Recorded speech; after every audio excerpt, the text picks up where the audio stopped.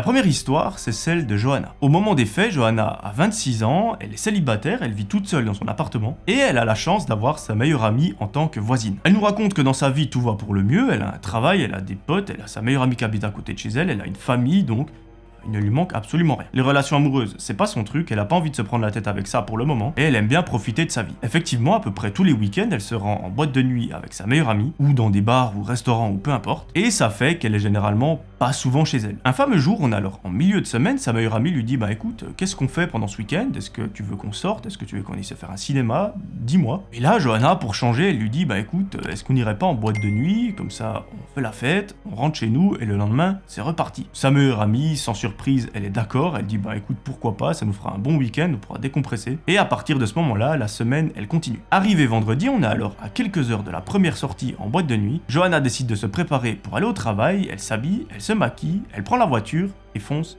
vers son lieu de travail. Arrivée là-bas, elle salue tous ses collègues, elle effectue toutes les tâches qu'elle doit faire, ce pourquoi elle est payée, et arrivée 17h30, elle éteint son ordi, elle prend la voiture et rentre chez elle. Une fois devant sa porte d'entrée, elle sort les clés de son sac à main, elle les met dans la serrure et elle voit que ça bug. Elle se dit, bah j'ai peut-être pas mis la bonne clé, j'ai peut-être mis celle du bureau.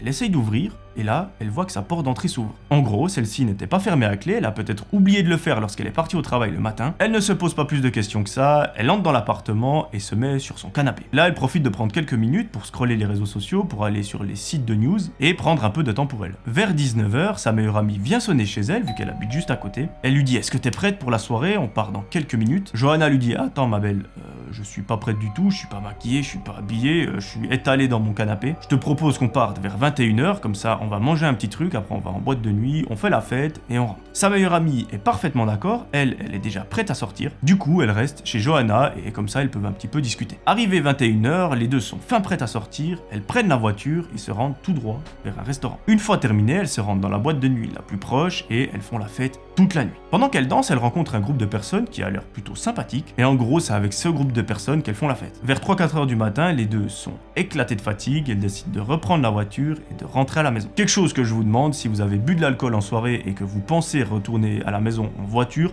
ne le faites pas, appelez un taxi et ce sera beaucoup plus safe. Malheureusement, dans l'histoire, c'est pas ce que Johanna et sa meilleure amie ont fait. Ma foi, on peut pas être derrière tout le monde. Heureusement pour elles, elles arrivent en pleine santé à la maison, il n'y a pas eu d'accident ou quoi que ce soit. La meilleure amie de Johanna, donc sa voisine, va chez elle. Johanna, elle va dans son appartement. Elle se met en pyjama, se brosse les dents et va au lit. Là, au bout de quelques toutes petites minutes, elle s'endort. Alors que ça fait à peine 1 heure que Johanna est en train de dormir, elle se réveille en sursaut parce qu'elle a entendu quelqu'un toquer à la porte d'entrée. Elle ouvre les yeux, elle se réveille, elle ne sait pas vraiment sur quelle planète elle se trouve parce qu'elle a bu un petit peu d'alcool et elle vient à peine de s'endormir, donc complètement sur une autre planète. Elle enfile ses petits chaussons et va ouvrir la porte d'entrée. Bizarrement, le couloir est éteint, il n'y a personne derrière. Là, Johanna, elle se dit, bah écoute, j'étais peut-être dans un rêve, peut-être que j'ai halluciné ou j'ai entendu quelque chose qui n'existait pas ou peu importe, je vais me recoucher et ça ira très bien. Et c'est exactement ce qu'il se passe. Pendant la nuit, elle n'entend plus rien et elle arrive à se rendormir d'une façon très agréable. Le lendemain matin, Johanna se lève, elle se fait un petit déjeuner, la journée, elle va au centre commercial faire 2-3 commissions. En fin d'après-midi, elle retourne chez elle et là, elle se reprépare, elle se remaquille pour ressortir en boîte avec sa pote. De nouveau, elles vont manger un petit truc ensemble dans un restaurant, elles vont en boîte de nuit, elles font la fête toute la nuit et elles rentrent vers 4h du matin. Une fois chez elle, comme la veille, elle se démaquille, se brosse les dents et va au lit. Contrairement à la nuit passée, cette fois-ci, elle n'arrive pas à s'endormir très rapidement parce qu'elle repense à cette personne qui a toqué à la porte. Et quand elle y réfléchit, elle se dit mais c'est bizarre parce que si quelqu'un avait toqué à la porte, les lumières du couloir seraient allumées, surtout qu'elles restent allumées pendant facile 2 minutes, donc je comprends pas trop. Au moment où elle se dit ça, quelqu'un toque à la porte. Johanna fait les gros yeux, elle se dit mais c'est bizarre, c'est presque pile à la même heure que hier soir, cette fois il faut que je fasse vite, que je me lève et que j'aille voir. C'est exactement ce qu'elle fait. Arrivée à la porte d'entrée, elle l'ouvre, mais là, il n'y a personne. En plus de ça, les lumières sont éteintes, synonyme que personne n'est arrivé dans le couloir. Là, Johanna, elle commence vraiment à se poser des questions. Elle se dit, bon, je vais aller me coucher, je vais essayer de me rendormir, enfin plutôt essayer de m'endormir. Et demain matin, j'envoie un message à ma meilleure amie pour voir si c'est elle qui me fait des blagues. C'est exactement ce qu'elle fait, elle va se coucher, elle arrive à s'endormir. Le lendemain matin, en se levant, elle envoie immédiatement un message. Elle lui dit, écoute, est-ce que c'est toi qui viens toquer au milieu de la nuit, quelques heures après qu'on soit rentré de boîte? Sa meilleure pote lui dit, bah non, je bois tellement en principe quand on sort que quand j'arrive chez moi, je suis complètement à l'ouest, je me mets dans mon lit et je m'endors. Et là, Johanna lui dit, mais ouais, mais quand j'y pense, c'est vrai, déjà, on est super claqué, et en plus de ça, Si c'était toi, il y aurait cette fameuse lumière dans le couloir. Et en gros, elle lui explique, voilà, ça fait 2 nuits que je rentre chez moi, que je m'endors pendant 1 heure et que tout à coup quelqu'un toque à la porte. Hier soir, j'ai pas réussi à m'endormir, donc je l'ai entendu, cette fois je sais que c'est pas une hallucination. Et ce qui est très troublant, c'est que cette personne toque toujours à la même heure. Les deux trouvent ça très bizarre, elles n'arrivent pas vraiment à expliquer ce phénomène, elles se disent, je sais pas, il faut qu'on voit si ça continue, et si ça continue, là, on appellera la police, là, on mènera un peu une enquête pour voir de quoi il s'agit. Et à partir de là, on n'a plus vraiment de nouvelles de Johanna. L'histoire reprend quelques jours plus tard, lorsque Johanna nous avoue que durant les derniers jours qui sont passés, la personne est toujours venue toquer. Par contre, cette fois-ci, c'était plus à la même heure, du coup, elles n'ont pas pu l'attraper, mais elles n'ont toujours pas mis la main dessus. Pour Johanna, c'en est trop, elle décide d'aller toquer chez sa meilleure amie pour lui dire, écoute, viens quelques jours chez moi, comme ça si la personne retoque, on peut essayer de la choper, et de enfin percer ce mystère. Sa voisine, donc sa meilleure amie, accepte avec grand plaisir, et un fameux soir, au lieu de sortir en boîte, elle décide de rester à la maison. Elle se pose dans le salon, elles regardent une série ensemble, jusqu'au moment où elles entendent quelqu'un toquer à la porte d'entrée. Cette fois-ci, Johanna et sa meilleure amie décident de ne pas se lever du canapé, et de rester en place immobile. Elle regarde un peu autour d'elle, pour voir s'il n'y a pas quelqu'un qui regardera à la fenêtre ou quoi, lorsque tout à coup, la personne retoque. Et là, la meilleure amie de Johanna lui dit « Le bruit ne vient pas de la porte d'entrée ». Johanna lui dit « Mais je comprends pas, d'où est-ce qu'il peut venir ?» Sa meilleure amie lève les yeux et elle lui montre une trappe qui est située dans le plafond. Et cette trappe, c'est pas n'importe quoi, c'est le grenier de l'appartement de Johanna. Effectivement, elle nous explique que chez elle et chez sa voisine, donc sa meilleure amie, il y a le grenier qui est dans l'appartement, et que du coup elles n'ont pas besoin de sortir de chez elles pour y avoir accès. Là, les deux, elles commencent sérieusement à flipper parce qu'en fait elles comprennent tout d'un coup. Elles se disent, mais évidemment, cette personne toque pas à la porte d'entrée, c'est pour ça que les lumières du couloir ne s'activent pas, mais il y a de fortes probabilités que cette personne soit cachée dans mon grenier. Donc là, les deux sont absolument terrifiées. Elles se disent, mais comment est-ce qu'on va aller voir s'il y a quelqu'un dans ce grenier? En fait, la trappe, on doit l'ouvrir, il y a une échelle qui se déploie, on doit monter et aller voir de nous-mêmes. Sa meilleure amie a un excellent réflexe, elle lui dit, écoute, on va pas y aller nous-mêmes parce qu'on ne sait pas qui est dans ce grenier, est-ce qu'il y a plusieurs personnes, est-ce qu'elles sont armées, pourquoi elles sont là, depuis quand elles sont là, etc., etc. On va faire les choses bien et on va appeler la police. À ce moment-là, Johanna sort du salon, elle va sur le balcon, elle s'enferme, elle appelle la police et leur explique ce qui est en train de se passer. Elle nous dit qu'elle se met sur le balcon pour pas que la personne qui se situe dans le grenier entende qu'elle a appelé la police. Et une fois l'appel terminé, d'ici quelques minutes, la police devrait arriver. Et Johanna et sa meilleure amie décident quand même d'aller sous la trappe pour voir si tout à coup elles peuvent entendre quelque chose. Mais de nouveau, elles n'y vont pas en mode on va écouter ce qu'il y a dans la trappe, elles font genre de chercher quelque chose dans la pièce. Elles n'entendent pas grand chose de spécial, si ce n'est quelques tout petits bruits, mais qu'un rat ou quelque chose pourrait faire. Et au bout d'une dizaine de minutes, la police sonne à la porte, elle le rouvre et ils vont pouvoir enfin explorer le grenier. 2 policiers ouvrent la trappe, déploient l'échelle, ils montent à l'intérieur et là, ils entendent un énorme cri. Effectivement, une personne qui a entre 40 et 50 ans se trouve dans le grenier. Ils décident de l'arrêter, de lui passer les menottes et de le redescendre. Ils l'emmènent au commissariat, ils lui posent quelques questions et là, vous allez voir que c'est assez étrange, mais que c'est finalement assez logique. En fait, cette personne est un SDF, il n'a pas de domicile fixe, et un jour, il est venu tester toutes les portes de l'immeuble, et par magie,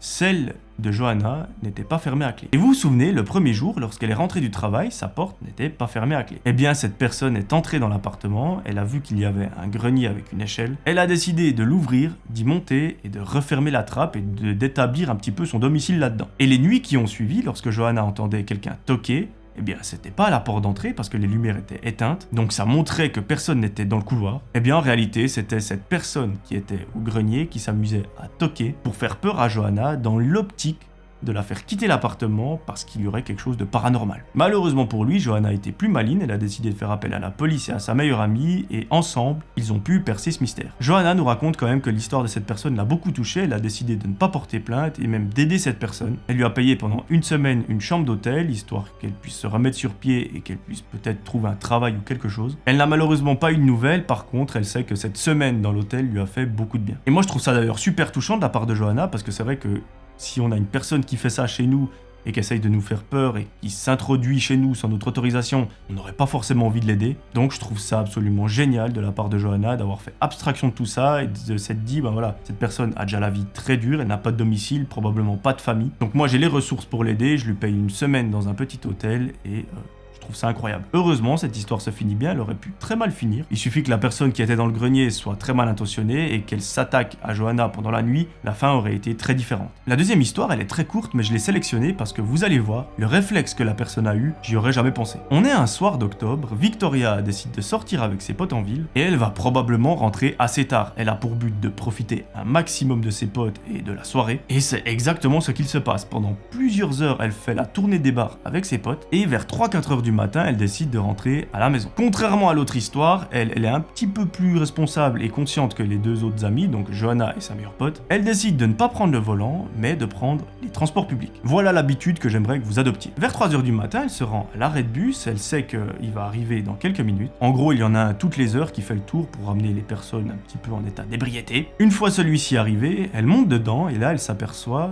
qu'il est vide. En gros, il n'y a qu'elle et le chauffeur. Par réflexe, elle essaye de s'approcher le plus possible du chauffeur, histoire d'être en sécurité, et elle se met juste derrière lui en diagonale. Là, elle est quand même dans un état qui lui permet d'avoir une conversation avec celui-ci, donc elle n'est pas sur Jupiter ou je ne sais quoi, et elle décide d'engager la conversation. Très vite, elle nous raconte que le chauffeur fait des blagues assez lourdes, assez déplacées, et qu'elle elle sent quelque chose qui ne va pas. Tout à coup, le mec lui dit « Vous descendez où ?» Elle lui dit le nom de l'arrêt, mais lorsque le chauffeur arrive à ce dernier, il continue. Victoria lui dit « Mais je descendais juste ici, pourquoi vous n'avez pas ouvert les portes ?» Et le mec lui dit « Tu vas venir avec moi ». Là, Johanna, bien qu'elle ait bu quelques verres pendant la soirée, elle se rend très vite compte qu'il y a quelque chose qui ne joue pas, et c'est là où elle a un réflexe personnellement je n'aurais absolument jamais eu. Elle décide de faire comme si elle était intéressée par le chauffeur. Elle sait pertinemment que le mec c'est un malade, qu'il est super chelou, qu'il veut l'amener dans un coin assez reculé, faire je ne sais quoi, mais elle est bien plus intelligente que lui. Elle décide de rentrer dans son jeu et de faire genre qu'elle est intéressée aussi, et vous allez voir, ça lui a probablement sauvé la vie. Elle décide donc de lui faire des avances, elle voit que le mec est très réceptif, qu'il est vachement content, donc là elle est sûre et certaine, elle se dit ce mec c'est un dégénéré, il faut absolument l'enfermer. Et tout à coup, le conducteur s'arrête dans un endroit qui est très isolé, il n'y a presque aucune lumière, enfin il n'y a vraiment personne qui passe par là. Victoria se lève de son siège, elle s'approche de lui, le mec pense qu'elle s'approche de lui pour l'embrasser ou je ne sais quoi, sauf que là, Victoria, c'est là où elle a un réflexe de malade, elle appuie sur un bouton, les portes du bus s'ouvrent et elle se barre en courant. Quand j'ai lu l'histoire, je m'attendais à absolument tout sauf ça, et vous allez voir ce qui est encore plus dingue, c'est de savoir comment elle a eu le réflexe d'appuyer sur ce bouton. Donc là, elle appuie, les portes s'ouvrent, elle se barre en courant et elle arrive à s'échapper. Elle nous racontera qu'elle allait se cacher en réalité dans un buisson qui était complètement dans le noir, donc le mec est passé plusieurs fois à côté, il ne l'a jamais retrouvée. Et par la suite, elle s'est débrouillée pour rentrer chez elle. Bien évidemment, une fois chez elle, toute la pression, la peur et tout est ressortie. Elle a vraiment craqué, elle s'est mise à pleurer pendant plusieurs heures. Et elle nous raconte qu'aujourd'hui, elle est encore suivie par un psychologue suite à cette histoire, parce que c'est vraiment une histoire très particulière. C'est un sentiment qui doit être absolument terrible à vivre, vraiment ça me dégoûte. Mais se dire qu'on est enfermé en pleine nuit dans un bus avec un malade, un obsédé, qui est super dangereux. Et en plus de ça, se dire que nous, on a bu quelques verres et qu'on n'est pas à 100% nous-mêmes, ça doit être absolument horrible. Mais bon, l'essentiel c'est qu'aujourd'hui elle soit suivie, elle nous raconte qu'elle n'a pas forcément eu de séquelles, que parfois quand elle est chez elle ça lui arrive d'y repenser, et que par contre, à partir de ce jour-là, elle n'a plus jamais repris un bus lorsqu'il faisait nuit. Peu importe s'il y avait des gens dedans, peu importe s'il était seul, elle ne l'a plus jamais repris. Venons-en maintenant au réflexe qu'elle a eu.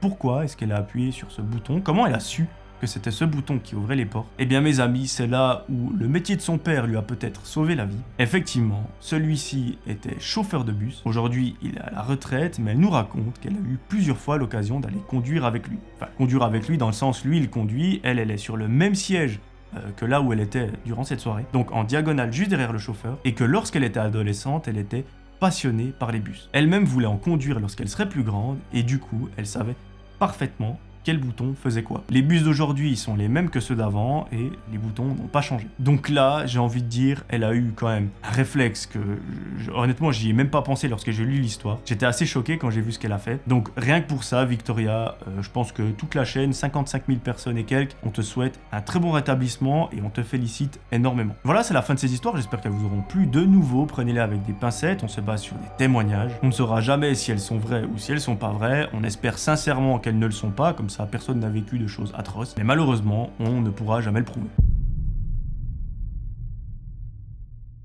Aujourd'hui, mes amis, c'est l'histoire de Katia. Je vous arrête direct, cette histoire contient des faits assez spéciaux. Au niveau des images, il n'y a rien de choquant, mais si vous êtes trop sensible concernant l'histoire, n'hésitez pas à peut-être regarder une autre vidéo. Et je tiens quand même à préciser, cette histoire a été trouvée sur un forum, je ne sais pas du tout si elle est vraie, J'ai un peu des doutes, mais je vous laisse vous faire votre propre avis. Donc je compte sur vous pour à la fin de l'histoire me dire ce que vous en pensez en commentaire. Bref, comme je vous ai dit, c'est l'histoire de Katia. À ce moment-là de sa vie, Katia, elle est encore en études. D'un point de vue personnalité, c'est quelqu'un de super sympa, c'est une grosse fêtarde. Elle nous raconte qu'elle se donne plus de peine à organiser des fêtes avec ses potes le week-end que de travailler à l'école. C'est plus ou moins problématique, mais chacun ses priorités. Mais pour autant, c'est un peu une escroc parce qu'elle arrive à s'en sortir. Elle a les notes qu'il faut, les évaluations aussi, donc elle passe son année, tout va bien. Je voulais pas préciser, cette histoire se passe aux États-Unis. En même temps, quand vous verrez la gueule de l'histoire, vous direz il y a que là-bas que ça peut se passer. Et vous savez, aux États-Unis, la culture au niveau des études est un petit peu différente qu'en Europe, ou du moins en France, etc. Effectivement, là-bas, il y a un peu plus, j'ai l'impression, cet esprit campus, universitaire, etc. Après, j'ai pas fait toutes les écoles de Suisse et de France, donc je peux pas vous dire exactement comment c'est là-bas, mais j'ai l'impression que ça change beaucoup. Un fameux jour, on est alors vendredi, Katia se rend à l'université, elle y va en bus, dans celui-ci elle retrouve tous ses potes, et pendant toute la journée, elle suit les cours. À la fin de celle-ci, la sonnerie retentit,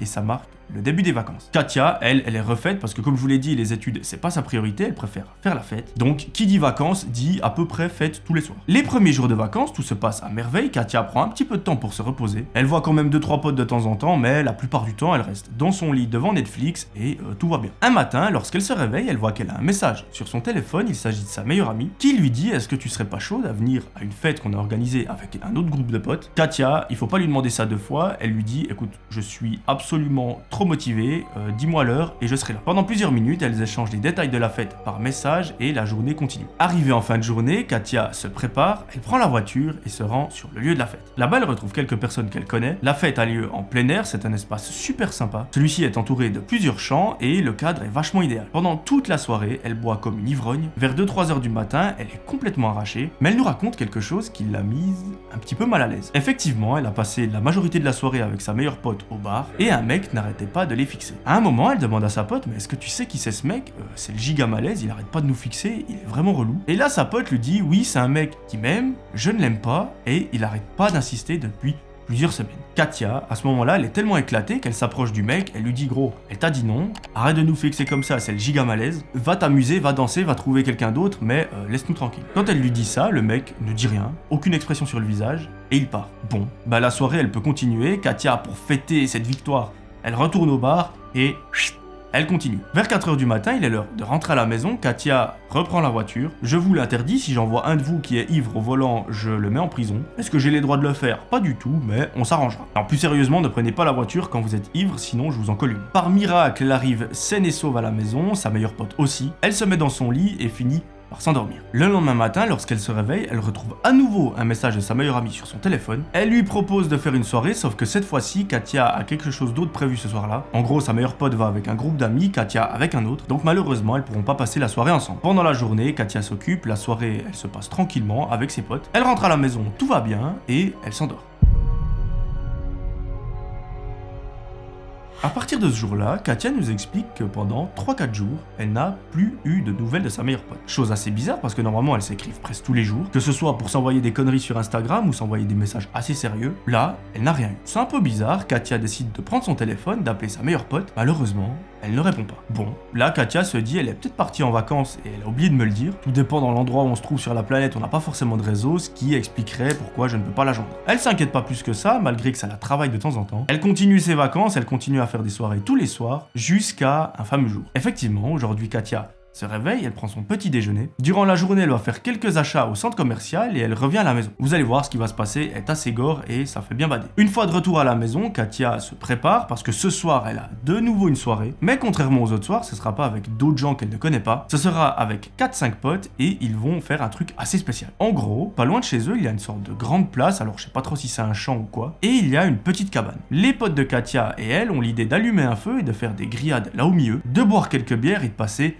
un agréable moment. C'est donc ce qu'ils font. Avant de se rendre, ils se regroupent tous au même endroit. Ils prennent de nouveau la voiture, s'arrêtent dans une station-service, ils prennent quelques viandes, quelques trucs à griller et repartent. Arrivés sur place, la cabane est présente, il y a de quoi faire un feu, et derrière cette fameuse cabane, il y a un épouvantail. Il se trouve assez loin, il se trouve à 20-30 mètres, ça fait un petit peu flipper, mais bon, elle se pose pas plus de questions que ça. La soirée commence, ils arrivent assez vite à allumer le feu, ils grillent leur truc et tout se passe à merveille. Avec ce que je vous ai raconté, vous connaissez Katia, pendant la soirée elle s'enfile quelques boissons, et l'état dans lequel elle se trouve vers 2-3 heures du matin, il est franchement pas glorieux. Mais bon, j'ai envie de dire dire, c'est pas la seule, tout le monde, absolument tout le monde dans le groupe est complètement sec, et là il commence à faire tout et n'importe quoi. À un moment, Katia dit, mais est-ce que vous avez vu ce machin? Il y a un épouvantail là-bas au fond, ça fait flipper sa mère, on va aller voir ce que c'est. Alors le temps qu'il parcourt les 30 mètres qui séparent la cabane de l'épouvantail, il y a à peu près 20 minutes, tout le monde est sec, il tombe quand il marche, enfin c'est une catastrophe, mais ils arrivent enfin vers cet épouvantail. Là, Katia sent très vite une odeur assez chelou, comme si on avait labouré le champ ou comme si on avait fait je ne sais quoi, mais lorsqu'elle regarde d'un petit peu plus près l'épouvantail, elle se met à hurler. Effectivement, elle est encore assez lucide pour comprendre ce qu'elle voit, et l'épouvantail n'est pas là par hasard. Et avertissement, c'est là où ça va être super deck, donc si vous êtes sensible ou vous êtes un enfant ou je ne sais quoi, passez la vidéo ou arrêtez-vous là. Mais ce qui fait la forme de l'éventail, c'est en réalité sa meilleure amie qui est empalée sur une sorte de gros pic. Alors, je suis désolé, je vous ai prévu que c'était abominable, ça l'est. En gros, si je peux vous imaginer ça d'une façon un petit peu moins gore, sa meilleure amie fait un T. Donc en gros, elle est droite avec les deux bras comme ça. Par-dessus, il y a bel et bien les habits d'un épouvantail, enfin, le chapeau, les espèces de capes et tout et tout. Et là, Katia nous raconte que ça l'a tellement choquée et qu'elle s'attendait absolument pas à voir ça, qu'elle est tombée dans les pommes. Lorsqu'elle se réveille, elle nous raconte qu'il y a plein de policiers autour d'elle, que tous ses potes sont en train de se faire interroger et qu'il y a des soignants autour d'elle qui sont en train de la prendre en charge. À partir de ce moment-là, elle a un trou noir complet. Par contre, elle se souvient très bien de la suite et elle et ses potes ont été questionnés pendant plusieurs jours. En fait, les policiers voulaient savoir ce qui s'était passé, pourquoi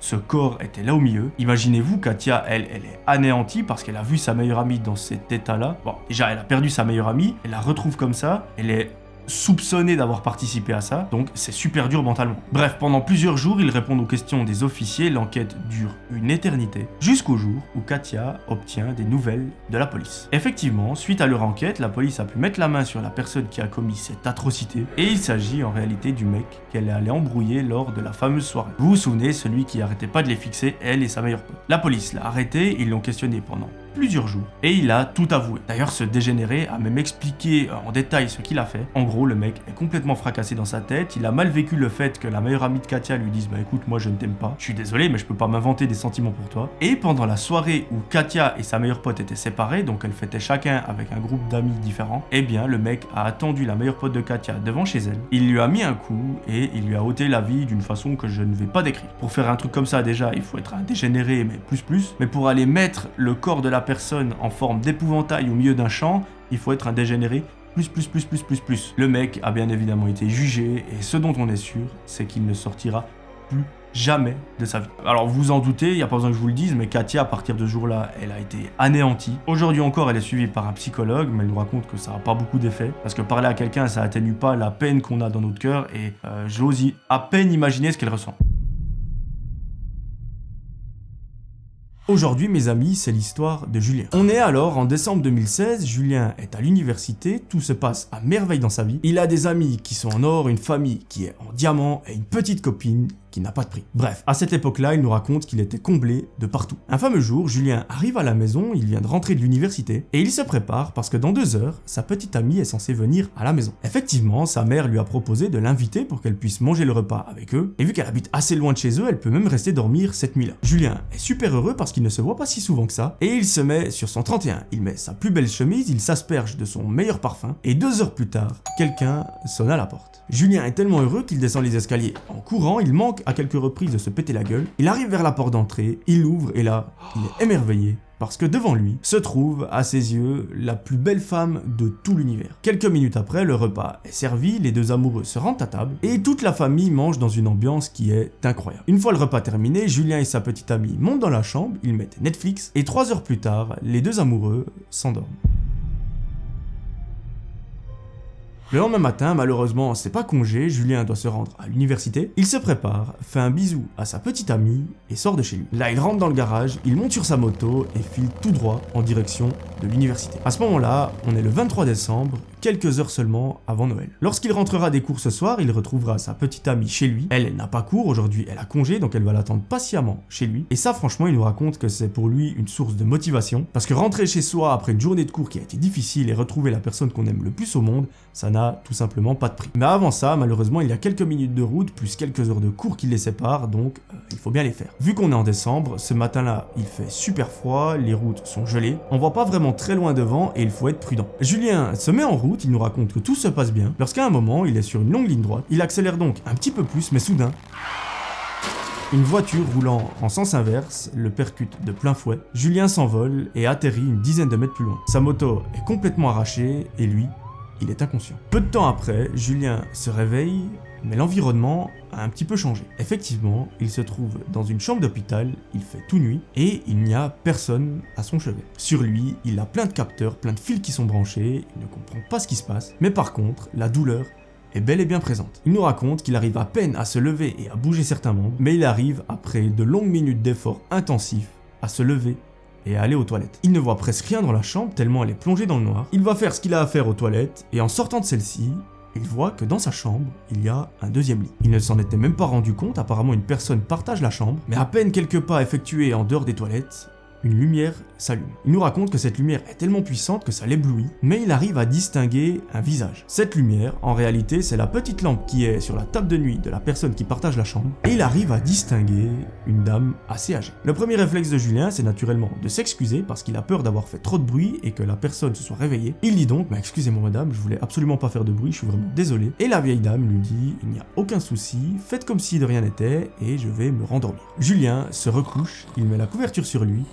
et s'endort. Son sommeil va être de courte durée parce qu'il a entendu des petits bruits assez étranges dans la chambre. Pour ne pas éveiller les soupçons, il décide d'ouvrir les yeux sans bouger. Et là, il est terrifié parce que devant son lit se trouve la vieille dame avec son déambulateur qui est en train de le fixer. Elle ne bouge pas, elle a les yeux grands ouverts, et lui, il est complètement paralysé de peur. Il nous raconte qu'il est tellement effrayé qu'il ne peut tout simplement pas bouger. Et aujourd'hui, avec un petit peu de recul, il nous raconte que c'est un peu la même sensation que lorsqu'on a une paralysie du sommeil. Personnellement, je n'ai jamais vécu ça, mais selon ce que j'ai entendu, on ne peut tout simplement pas bouger, mais on est bel et bien conscient. Eh bien, c'est tout simplement ce qui est en train d'arriver à ce moment-là à Julien. Au bout de quelques minutes, la vieille personne retourne dans son lit, elle s'endort, et finalement, Julien fait de même. Le lendemain matin, il se réveille, il passe la journée tranquillement à l'hôpital, il lit des livres, il est sur son ordinateur, sa famille vient lui rendre visite, sa petite amie également, et il est super heureux. Les douleurs, par contre, elles ne disparaissent pas, au contraire, elles ne font que s'amplifier. Donc niveau médicaments, ça y va. Arrivé en début de soirée, sa famille décide de le quitter, de le laisser tranquille pour qu'il puisse se reposer. Une infirmière vient lui apporter son plateau repas, il est refait parce que c'est son plat préféré. Donc il a quand même 2-3 choses pour lui remonter le moral. Pendant qu'il est en train de manger, il se pose une question, il se dit mais où est cette vieille femme qui partage la chambre avec moi? Je ne l'ai pas vue de toute la journée, son lit est complètement fait, il n'y a aucune affaire, est-ce qu'elle a quitté la chambre pendant la nuit? Aucune idée. Il se dit, je vais continuer de manger, je vais profiter, après je me regarde un petit film et j'irai au lit. C'est exactement ce qu'il se passe. Vers minuit, il éteint la télévision et s'endort.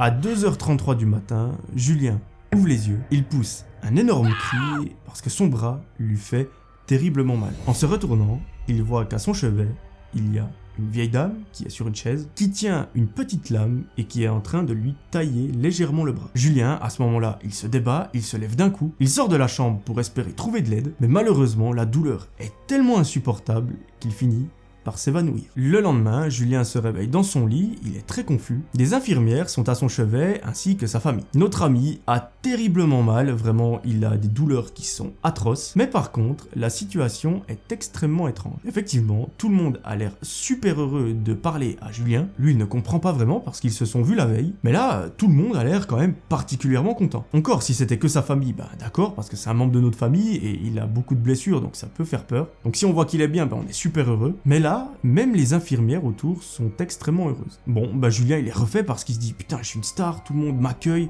tout le monde est trop heureux de me voir. Ils sont limite là à applaudir, je suis une star. Au fur et à mesure de la conversation avec sa famille, Julien est complètement sur une autre planète. Il lui parle de choses qui n'ont aucun sens pour lui, des choses qu'il ne se souvient même pas, et surtout il ne comprend pas du tout sa mère parce qu'elle est en train de lui dire qu'elle était super inquiète ces derniers jours, et lui ces derniers jours il lui a parlé et elle avait pas l'air si inquiète que ça. Donc dans sa tête c'est un petit peu confus. À un moment il y a quelque chose qui tracasse un petit peu notre ami Julien et il décide de poser une question à une infirmière. Il lui demande, madame, je remarque encore que le lit à côté est complètement vide, qu'il n'y a pas d'affaire. Qu'en est-il de la vieille dame qui partageait la chambre avec moi? Est-ce qu'elle est sortie de l'hôpital? Hier matin, il n'y avait personne dans la chambre. Hier soir, elle est revenue vers moi. Je comprends pas, elle est où? Là, l'infirmière regarde Julien avec étonnement et lui dit, mais votre chambre, vous êtes seul à l'intérieur?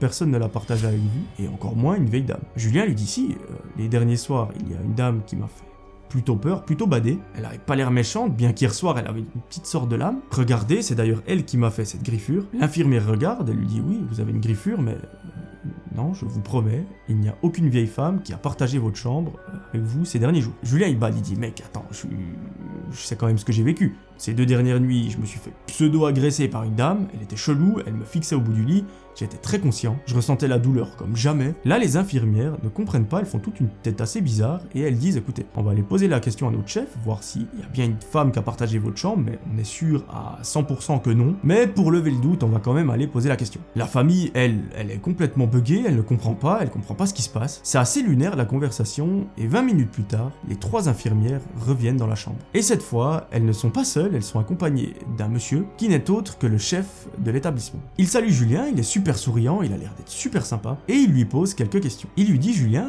que sais-tu de cette femme qui a partagé la chambre avec toi? Il lui dit c'était une vieille femme qui a une sorte de déambulateur, des cheveux assez courts, une tête qui fait un petit peu flipper. Il raconte tout en détail ce qui s'est passé, et à un moment, il dit hier soir, à 2h33, je me suis levé en sursaut parce que j'avais terriblement mal au bras et cette même dame était en train de me le tailler un tout petit peu, avec une sorte d'épingle, de petite lame ou je ne sais trop quoi. Cette femme m'a même dit son prénom, apparemment elle s'appelle Sophia. Elle m'a raconté un petit peu son histoire, j'étais complètement à l'ouest donc j'ai pas tout compris. Et là le chef de l'établissement lui dit merci beaucoup pour ces informations qui vont nous être précieuses. On va quand même vérifier parce qu'il faut pas que ce soit quelqu'un qui s'est introduit dans l'établissement sans notre autorisation pour faire je ne sais quoi. En plus de ça, si vous nous dites qu'elle vous a fait du mal, c'est assez douteux comme histoire. Donc on revient vers vous très prochainement pour vous donner des nouvelles. 3 heures après, il est 21h, le chef de la clinique entre dans la chambre. À l'extérieur, il fait tout nuit, il fait super froid, il y a un orage. Et il dit à la mère de Julien, madame, est-ce que vous pouvez sortir de la chambre avec moi 2 secondes?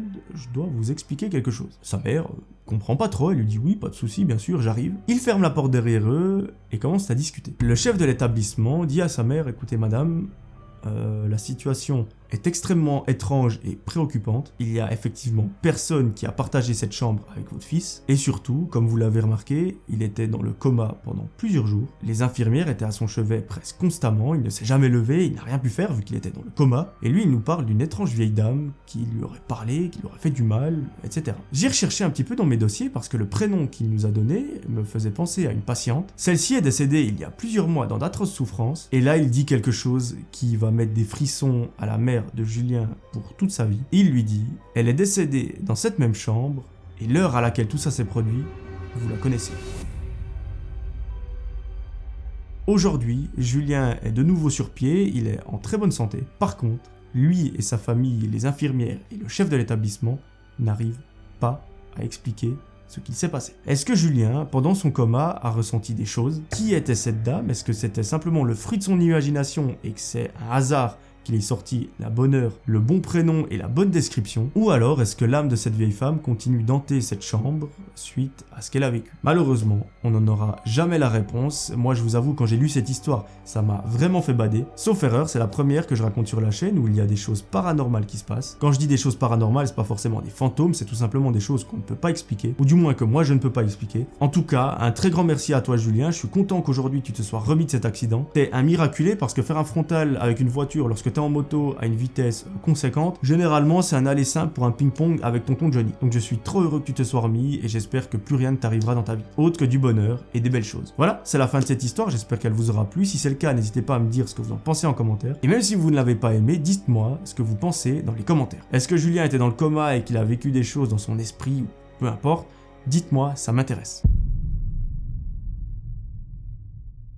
Aujourd'hui, mes amis, c'est l'histoire de Lara. Au moment où tout ça se passe, Lara a 16 ans, elle vit avec sa maman, elle n'a pas de frères et sœurs et son père, elle le connaît pas. Elle nous raconte qu'elle ne l'a jamais vu, elle ne l'a jamais connu, elle ne sait pas qui c'est. Ça a été très dur au début de sa vie, mais aujourd'hui, elle arrive à faire le deuil de tout ça. Avec sa maman, elle nous raconte qu'elle a une relation très fusionnelle, elles se quittent jamais. Elles s'entendent à merveille, elles font beaucoup d'activités ensemble, elles se parlent de tout. Et Lara nous avoue que vu qu'elle n'a pas de père, eh bien ça l'aide beaucoup à avancer. Et sincèrement, quand on a une situation comme ça, où on n'a pas de père, on n'a pas de frères et sœurs à qui parler, ça doit être difficile. Au niveau des études, tout va très bien pour Lara, elle a des excellentes notes, elle s'en sort très bien, elle a déjà un parcours de vie qui est tracé, elle sait exactement le métier qu'elle veut faire plus tard, elle veut travailler dans les soins, aider les personnes, et ça c'est magnifique. Depuis quelques temps, la vie de Lara a un petit peu changé. Effectivement, sa mère a récemment trouvé une personne avec qui partager sa vie, et c'est juste trop cool. Lara, elle voit sa mère super heureuse avec ce garçon. En plus de ça, il est super sympa, avec Laura, il la gâte de cadeaux tout le temps, il est super gentil avec elle, donc que demander de plus. Un fameux jour, lorsque Lara est dans son lit, elle s'apprête à s'endormir,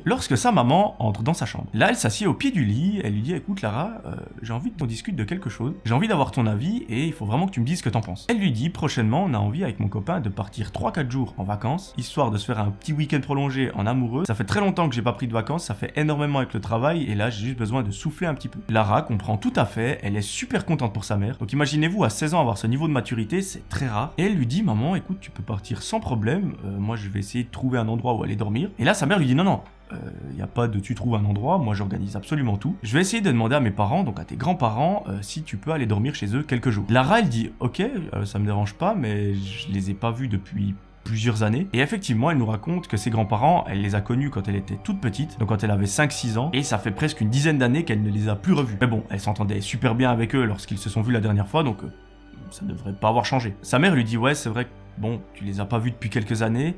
Malheureusement, c'est un peu le seul endroit où tu pourrais dormir. Donc écoute, ce que je vais faire, c'est que je vais les appeler et je vais regarder avec eux si tu peux aller dormir chez eux pendant quelques jours. Si c'est tout bon pour eux, parfait. Et si jamais, on se débrouille. » Bref, les deux continuent de parler pendant quelques dizaines de minutes et finalement, Lara s'endort. Le lendemain matin, lorsque Lara se réveille, elle se rend à la cuisine et sa mère est au téléphone. Bien évidemment, à l'autre bout du fil, il y a ses grands-parents et au bout de quelques minutes, ceux-ci disent « Il n'y a aucun souci, elle est la bienvenue, elle peut venir dormir chez nous. Ce qu'elle peut faire, c'est venir en train, on n'habite pas si loin que ça, c'est une petite heure. Nous, on ira la chercher à la gare et ce sera parfait. » Sa mère est super contente, elle va regarder les horaires de train, elle trouve exactement la correspondance qu'il faut. Elle raccroche et elle explique à Lara comment ça va se passer. Lara va donc se rendre dans une gare, prendre un train, se rendre chez ses grands-parents, ceux-ci vont venir la chercher à la gare, la raccompagner à la maison et passer quelques jours avec. L'histoire recommence le jour J, le jour où Lara doit prendre le train. Sa mère l'amène à la gare, elle lui fait un gros bisou pour lui dire au revoir, Lara monte dans le train et c'est parti pour quelques jours chez ses grands-parents. Au bout d'une heure de trajet, elle arrive à destination, elle prend sa valise et elle sort du train. Elle décide de se positionner devant la gare, histoire d'attendre ses grands-parents pour qu'ils viennent la chercher. Pendant plusieurs minutes, il n'y a personne, lorsque tout à coup, elle les voit au loin. Ils arrivent à la repérer, ils s'approchent d'elle et ils la prennent dans leur bras. Là, elle discute un petit peu avec elle, Lara, ça lui fait un bien fou, parce qu'elle ne les a pas vus depuis près de 10 ans. Donc c'était limite si elle savait à quoi ils ressemblaient. Au bout de quelques minutes à discuter, tout le monde prend la voiture et ils se rendent chez les grands-parents. Arrivée à la maison, Lara défait ses affaires, elle s'installe dans une petite chambre. Elle nous raconte que l'état de la maison est assez particulier, effectivement, c'est assez sale, c'est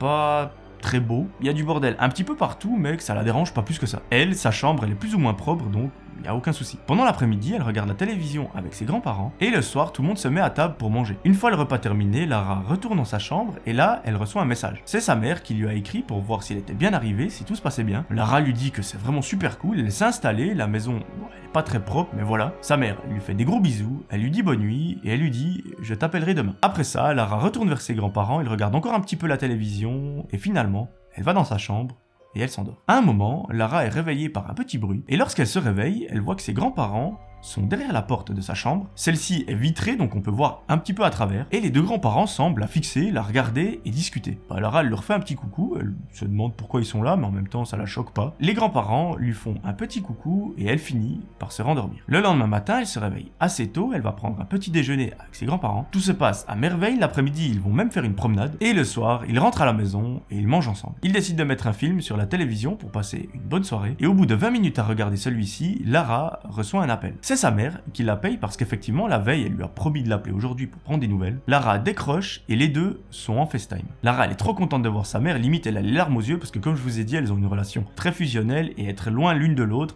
c'est très rare. Bref, elle discute de tout et de rien, elle lui explique le trajet, comment ça s'est passé, comment se passe la vie à la maison. Et à un moment, Lara lui dit « Attends, je vais te montrer les grands-parents », elle prend le téléphone et elle les montre. Pendant quelques secondes, elle les filme, après elle reprend le téléphone vers elle, elle remet sa tête, et à partir de ce moment-là, elle voit que sa mère commence à faire une tête un petit peu bizarre. Avant, elle avait l'air super heureuse de voir sa fille au téléphone, et là, plus aucune émotion. Bon, c'est un petit peu bizarre, Lara continue de lui parler pendant quelques minutes, et à la fin, les deux raccrochent. À partir de ce moment-là, elle voit également que ses grands-parents ont changé un petit peu d'attitude et de comportement. Comme sa mère, elle a l'impression qu'ils n'ont plus trop d'émotions. Elle finit le film, elle va dans sa chambre, et elle se met au lit. Quelques minutes après, elle reçoit un message sur son téléphone. Elle se dit c'est bizarre parce qu'à part ma mère, personne m'envoie de message. Elle le regarde, et c'est bel et bien sa mère qui lui a écrit. Elle l'ouvre, elle regarde le contenu, et là... elle commence un petit peu à flipper. Sa mère lui a écrit « Ma chérie, est-ce que tu es seule dans ta chambre ?» Lara lui répond « Oui, je vais aller me coucher, je suis dans mon lit. » Et là, sa mère lui dit quelque chose qui va tout changer. Avant de vous dire ce que c'est, n'hésitez pas à venir me suivre sur Instagram, mettre un petit pouce bleu et un commentaire, ça me ferait super plaisir. Vous connaissez la chanson, je vous en dis pas plus. Sa mère dit à Lara « Ma chérie, les personnes avec qui tu es, ce ne sont pas tes grands-parents. Je ne sais pas qui c'est, mais c'est en tout cas pas eux. Donc, écoute-moi bien et tu vas appliquer exactement ce que je te dis de faire. Tu vas refaire ton sac, tu prends le minimum, limite tu laisses tes habits là-bas, on s'en fout, et tu vas faire semblant de t'endormir pendant quelques dizaines de minutes, voire une petite heure. Tu attends qu'ils aillent se coucher et qu'ils s'endorment, et une fois que tu es sûr et certaine qu'ils sont bel et bien en train de dormir, tu prends ton petit sac et tu sors de la maison. Une fois que tu es sorti, tu t'éloignes le plus possible, vraiment le plus loin possible, et j'aimerais que tu m'appelles dès que tu es hors de la maison. Comme ça, moi j'ai toujours un contact avec toi en permanence et on regarde ce qu'on fait. Imaginez-vous, à ce moment-là, Lara, elle a à peine 16 ans, elle se retrouve chez de parfaits inconnus et elle doit s'échapper le plus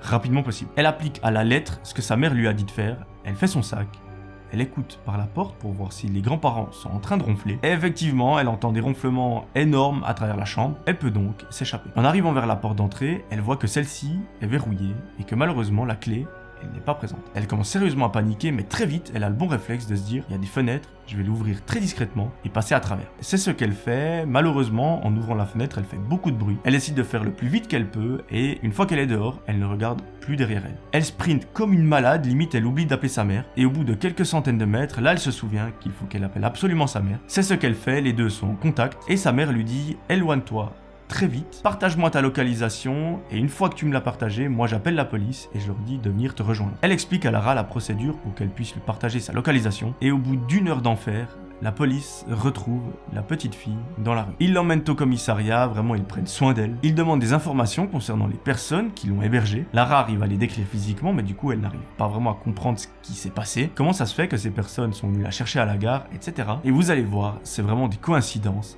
très étrange. En fait, après quelques jours seulement, ils ont pu interpeller les personnes et il s'avère qu'il ne s'agit en tout cas pas des grands-parents de Lara, mais qu'en fait, c'est un couple qui est complètement inconnu des services de police. Mais cette affaire a percé le mystère de plusieurs crimes qui ont eu lieu ces dernières années. Effectivement, ils ont donc arrêté ces personnes âgées, ils ont récupéré toutes les infos dont ils avaient besoin, les empreintes, les machins, etc. Et ils se sont rendus compte, après des mois d'enquête, que ces deux personnes étaient très probablement liées à plusieurs disparitions d'enfants. Car dans ces crimes, on avait les empreintes des auteurs, mais malheureusement, on ne les avait jamais retrouvées. Les empreintes matchent exactement avec celles des personnes âgées, donc je vais pas vous faire un dessin, mais elles sont très probablement coupables. Vous imaginez bien l'état dans lequel Lara et sa mère se trouvent à ce moment-là. Imaginez-vous, vous avez votre fille qui est peut-être à l'autre bout du monde chez des inconnus. Vous pensez tranquillement qu'elle est chez ses grands-parents alors que pas du tout. En plus de ça, elle ne l'a pas appelée la première nuit, ça veut dire qu'elle a passé une nuit complète chez de parfaits inconnus. Et c'est pas des gens qui sont normaux, c'est des gens qui sont complètement malades, qui ont fait des choses atroces à des enfants dans le passé, donc je vais pas vous faire un dessin, mais le sort de Lara était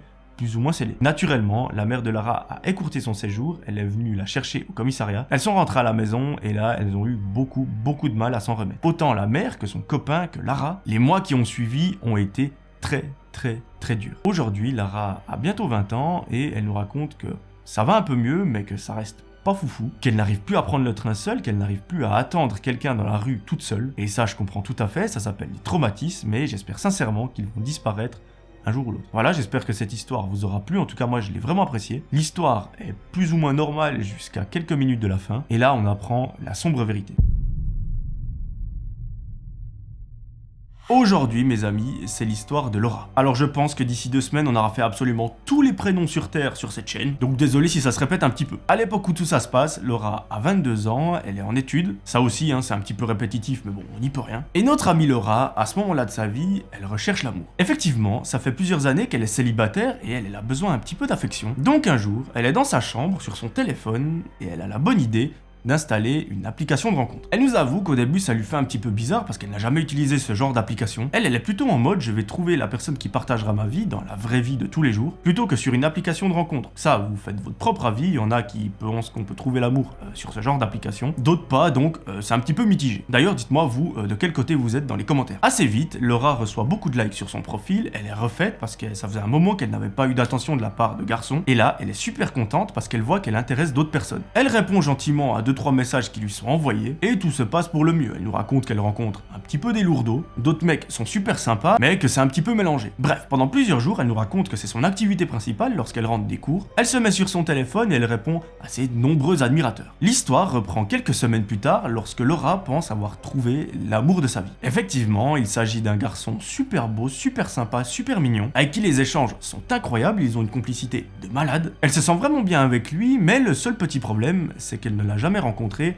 dans la vraie vie. Et oui, ils se sont juste appelés, ils ont juste écrit des messages, mais il n'y a pas eu de rencontre physique. Vous vous en doutez, notre amie Laura, elle ne veut pas en rester là, elle lui propose de se voir. Lui accepte avec un très grand plaisir, et vous allez voir, la rencontre, c'est pas dans un restaurant, c'est pas dans un bar, c'est pour faire une petite virée nocturne au milieu d'une forêt. Et oui, mes amis, vous l'avez bien entendu, c'est une idée assez originale, parce qu'en fait, elle nous raconte que les deux sont passionnés par la randonnée et tout ce qui touche à l'horreur. Donc, l'horreur plus randonnée, il y a un espèce de mélange qui se fait, et pourquoi pas aller en forêt en pleine nuit. Personnellement, c'est pas le premier lieu qui me viendra en tête pour un date, mais chacun son truc. Un jour, Laura rentre des cours, elle se met dans son lit, elle est sur son téléphone, et là, elle écrit à ce garçon. Les deux se mettent d'accord pour trouver une date et une heure à laquelle ils vont se retrouver. Au bout de quelques minutes de conversation, ils arrivent enfin à se mettre d'accord, et la rencontre aura lieu vendredi. À partir de ce moment-là, Laura, elle est super stressée H24. Elle a qu'une hâte, c'est de rencontrer ce garçon pour voir si le feeling passe vraiment à 100%. En tout cas, par appel et par message, le mec est super sympa, donc théoriquement, il n'y a pas d'inconvénient. Pendant les quelques jours qui la séparent de vendredi, elle se rend à l'université, elle suit les cours, ça l'intéresse pas trop, parce qu'elle a qu'une idée en tête, c'est ce rendez-vous, tout le reste, ça n'existe plus. Et ça, je pense qu'on peut la comprendre parce que vous et moi, nous sommes probablement passés par là. Un matin, Laura se réveille, aujourd'hui, c'est le jour J. Dans à peine quelques heures, elle va enfin rencontrer ce garçon et elle a trop hâte. Mais bon, malheureusement, d'ici là, il y a quelques cours à suivre, c'est des cours absolument terrifiants, du style maths, physique, enfin, si vous aimez maths physique, tant mieux pour vous, personnellement, je déteste, et j'ai bien l'impression que notre amie Laura aussi. Bref, elle prend le bus, elle se rend dans sa classe, elle suit les cours pendant toute la journée, et à 18h, à la fin des leçons, elle se dépêche de rentrer à la maison. Là, elle arrive, elle jette son sac dans la chambre, elle va dans sa salle de bain, elle se prépare, elle met ses plus beaux habits, son plus beau maquillage, et elle est super contente d'elle. Effectivement, les jours qui ont précédé vendredi, elle avait l'impression qu'elle allait pas pouvoir le faire, dans le sens où elle serait trop stressée, où elle aurait trop peur, mais aujourd'hui elle a réussi à combattre sa timidité entre guillemets, et elle est enfin prête pour aller rencontrer ce gars. Avec le recul, elle nous explique que c'était pas forcément utile de se maquiller et de mettre ses plus beaux habits, sachant qu'ils vont faire une petite randonnée dans une forêt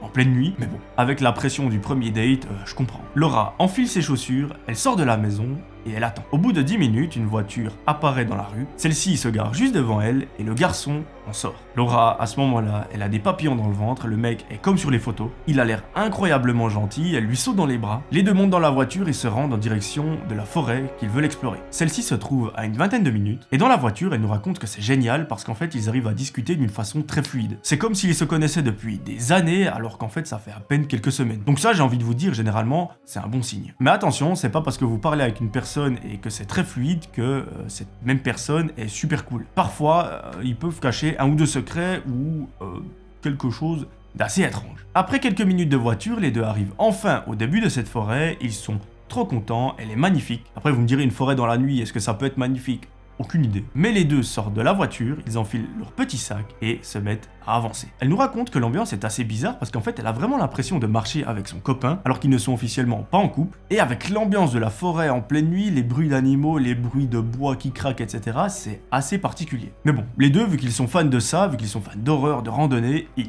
adorent, donc finalement c'est tout ce qui compte. Laura nous raconte qu'ils marchent pendant 1h30 lorsque tout à coup ils s'arrêtent dans un petit endroit super sympa, ils déplient une sorte de petite couverture, ils s'installent et là ils profitent de la magnifique vue. Effectivement, cette partie-là de la forêt est dégagée et eux ils peuvent observer les étoiles. Donc j'ai quand même envie de vous dire, ce date est pas mal romantique. Pendant 2 heures, le futur couple discute, tout se passe à merveille, lorsque tout à coup, il est tellement tard que les deux s'endorment.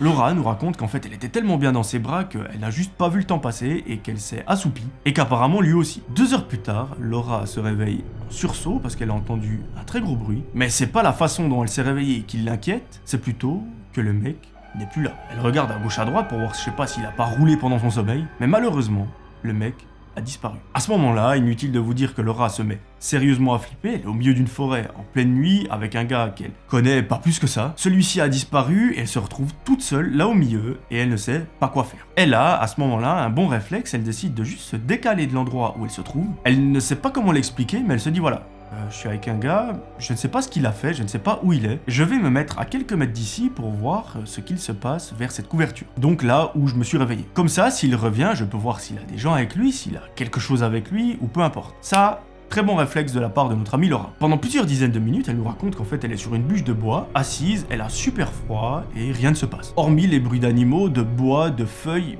y a rien. Lorsque tout à coup, elle entend quelqu'un rigoler. Ce rire est extrêmement fort, il semble assez lointain, mais Laura, ça lui a suffi pour lui foutre les boules et elle décide à ce moment-là de se mettre à courir dans la direction opposée. Et vous allez voir, si elle est encore là aujourd'hui, c'est probablement grâce à cette action. Effectivement, Laura s'éloigne à plusieurs dizaines de mètres de là où elle se trouve. Elle se cache derrière un arbre, à ce moment-là, elle a super froid, vraiment, elle est en train de trembler. Et lorsqu'elle regarde en direction de la couverture de là où elle était il y a quelques secondes, elle remarque une sorte de groupe de personnes qui fouillent un petit peu les lieux et elle arrive parmi ces personnes à reconnaître le mec avec qui elle était il y a quelques heures. Là, elle se dit, mais what the fuck, c'est un petit peu bizarre, qu'est-ce qu'il est en train de foutre à cet endroit? Je veux dire, pourquoi il y a toutes ces personnes avec lui? Et là, elle se met sérieusement à bader lorsqu'elle voit que les personnes commencent sérieusement à s'énerver. Ceux-ci fouillent absolument partout, ils sont vraiment vénères. Et là, notre amie Laura a une excellente idée, c'est de ne pas chercher à comprendre plus que ça. Elle prend son courage à deux mains et elle se met à courir le plus vite possible, le plus loin possible de cette scène. Heureusement, elle a pensé à prendre son téléphone dans sa poche, par contre, son sac, lui, est resté vers la couverture. Il n'y avait pas grand-chose de valeur là-dedans, mais il y a quand même 2-3 petites affaires assez utiles. Et elle nous raconte qu'en fait, à ce moment-là, elle est complètement perdue. Heureusement pour elle, elle capte le réseau, elle arrive à se rediriger. À un moment, elle arrive au bord de la forêt, vers une route. C'est pas du tout par là qu'ils sont entrés, mais au moins, elle est sortie de cette fameuse forêt. Une fois au bord de cette route, Laura appelle en panique ses parents. Ceux-ci mettent du temps à répondre parce qu'en fait, c'est le milieu de la nuit, ils sont probablement en train de dormir. Mais au bout de quelques appels insistants, son père finit par décrocher. Là, elle lui explique en très gros ce qu'il se passe. Elle lui dit, écoute, je suis dans une merde profonde, je suis dans cette forêt à tel endroit. Le mec avec qui j'étais ce soir, il est super chelou, il faut absolument que tu viennes me chercher. Son père lui demande de lui envoyer la localisation en direct, il lui garantit qu'il va venir et il lui demande aussi d'aller se cacher derrière un arbre, dans un buisson ou peu importe. Et lorsqu'il est sur les lieux, il l'appelle et il se retrouve. C'est exactement ce que Laura fait. Elle va se cacher dans un buisson. Elle nous raconte que ça la pique de partout, mais sa vie est en danger. Donc pour elle, avoir mal, c'est un peu le dernier de ses soucis. Plusieurs dizaines de minutes après, son téléphone vibre. C'est son père qui est au bout du fil. Il lui dit, voilà, je suis probablement pas loin de toi. Est-ce que tu arrives à voir la voiture? Laura sort du buisson et par miracle, elle voit qu'il y a une voiture pas très loin d'elle. C'est son ange gardien, donc son père, qui est venu la chercher. À ce moment-là, elle tape le sprint le plus rapide de sa vie. Elle rentre dans la voiture et elle lui dit, rentrons à la maison. Plusieurs dizaines de minutes après, les deux arrivent enfin à destination, ils sont en sécurité. Et là, le père lui demande un peu des explications, lui dit, mais qu'est-ce qui s'est passé? Pourquoi déjà est-ce que t'es pas rentré plus tôt? Et là, Laura lui dit, écoute, j'étais avec ce garçon, on a fait une randonnée dans la forêt, comme je t'ai expliqué, on s'est endormi, je ne sais pas pourquoi, mais on s'est endormi. Et quand je me suis réveillé, il n'était plus là, et j'ai eu un pressentiment un petit peu bizarre, je me suis écarté, et quand j'ai regardé en arrière, il y avait ce mec avec plein de personnes autour de lui. On aurait dit qu'ils étaient en train de me chercher, ils étaient vénères, donc j'ai préféré partir. Son père trouve ça bizarre et lui dit, écoute, on va regarder sur l'application de rencontre, voir est-ce qu'il a un nom, est-ce qu'il a une adresse email, est-ce qu'il a quelque chose avec laquelle on peut l'identifier. Et Laura lui montre le profil de l'application de rencontre, et là son père lui dit, écoute, on va envoyer ce profil à la police, comme ça, si jamais on les avertit, on va surtout leur demander est-ce que cette personne est recherchée, est-ce que cette personne est dangereuse. Et c'est ce qu'il fait. Il prend le téléphone, il appelle le commissariat, il leur dit, écoutez, il vient de se passer quelque chose de très bizarre, est-ce qu'on peut vous envoyer un nom et un profil sur une application de rencontre, et vous nous dites juste si le mec est dangereux, recherché ou peu importe. Le policier, au bout du fil, lui répond qu'en fait, il peut faire ça, mais malheureusement, il ne peut pas leur communiquer d'infos, parce que tout simplement, c'est des données sensibles qui sont privées, donc un policier ne peut pas dire lui il est dangereux, lui il l'est pas. Le policier lui dit donc, envoyez-nous le profil par email, on va voir ce qu'on peut faire, et si jamais il se passe quelque chose, on vous tient au courant. Finalement, Laura bloque ce mec sur l'application de rencontre, elle ne veut plus jamais entendre parler de ce gars. À partir de ce moment-là, plusieurs jours se passent sans qu'on ait aucune nouvelle de la police, lorsqu'un jour, le téléphone sonne. À l'autre bout du fil, c'est l'officier qui a pris la plainte entre guillemets de Laura et il va lui faire d'étranges révélations. Il lui explique qu'en fait ce mec est connu des services de police de la région et qu'encore pire que ça, il fait partie d'un gang qui est connu pour maltraiter les femmes. C'est même bien pire que de la maltraitance, c'est juste horrible. Et que si ce mec est en réalité parti en pleine nuit, c'est qu'il allait probablement chercher le groupe de personnes et que malheureusement la suite des événements aurait été atroce, voire tragique. Donc heureusement que Laura a pu s'enfuir et à ce moment-là, notre amie elle arrive un petit peu à comprendre les choses. Elle se dit mais en fait c'est logique qu'ils étaient vénères lorsqu'ils ne m'ont pas trouvé parce qu'ils s'attendaient à me voir coucher sur la couverture. Sauf que moi j'étais déjà loin parce que je suis un petit peu plus maligne qu'eux. Laura, à partir de ce jour-là, elle nous raconte qu'elle a quand même suivi quelques séances chez une psychologue parce qu'elle nous dit que ça lui a vraiment fait bizarre de se dire mais je suis passé à côté de l'horreur. À quelques secondes, minutes près, ça aurait pu m'arriver et je suis juste une miraculée. Elle nous avoue par contre qu'elle a tiré une leçon de tout ça, c'est que sur les applications de rencontres ou les réseaux sociaux en général, il faut faire attention à qui on parle. C'est pas parce qu'une personne on s'entend bien avec que la personne est totalement clean. Donc ne vous fiez jamais au premier contact que vous avez avec quelqu'un. Et je vous donne un conseil qui s'applique à absolument tout le monde, hommes et femmes. C'est que lors d'un premier rendez-vous avec une personne que vous n'avez jamais connue, essayez de le faire dans un lieu public. Spoil, une forêt en plein milieu de la nuit, c'est pas forcément le lieu le plus public qui soit. Mais j'imagine plutôt un restaurant à 19h ou un bar ou quelque chose comme ça. Là où si jamais il y a quelque chose qui se passe, des gens peuvent intervenir et vous aider.